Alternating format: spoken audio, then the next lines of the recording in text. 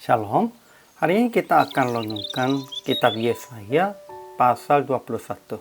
Teksnya ayat 1-10. Saya sudah bagi dua paragraf. Paragraf yang pertama ayat 1-4.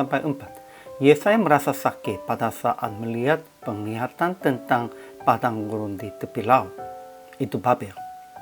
Paragraf yang kedua ayat 5-10. Mereka akan dihancurkan pada saat makan dan minum dan akan diinjak-injak. Kesimpulannya, padang gurun di tepi laut adalah Babel.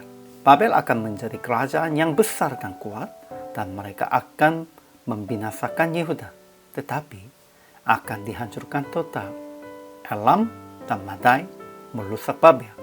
Karena nubuat ini, pinggang Yesaya amat sakit dan tidak mendengar, tidak melihat lagi. Sampai tiba lawan-lawan, Babel tidak sadar dan masih makan dan minum. Peninjau pun tidak memperhatikan. Akhirnya pada waktu Tuhan, mereka baru ketemu dengan tentara yang begitu kuat, yang datang dengan pasang-pasangan orang berkuda.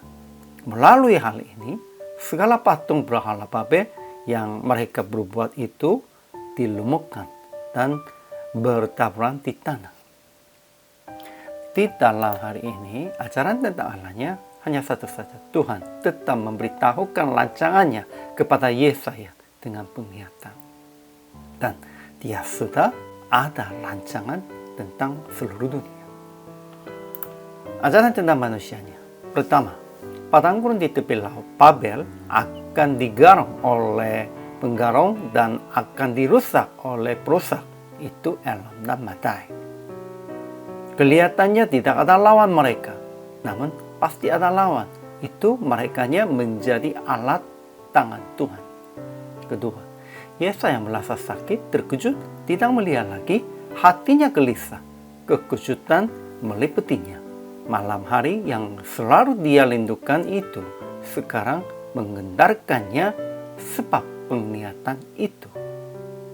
Ketiga, Babel dihancurkan pada waktu makan dan minum. Segala buatan tangan mereka dilumpuhkan dan bertaburan di tanah. Aplikasinya, pertama, konsentrasi firman Tuhan pada waktu renungan, pada waktu berdoa. Jangan konsentrasi yang lain. Kedua, mendengar firman sekalipun sakit, terkejut, hatinya gelisah karena Tuhan akan bekerja melalui kita yang mendengar Tuhan. Harus mendengar. Ya, memang susah, sakit, dan berat. Namun kita harus tanggung jawabnya tentang ini. Karena hambat. Ketiga, jangan menikmati makan dan minum. Usahakan untuk makan makanan rohani. Jadi biar praktiknya, tetap berdoa dan renungkan firman.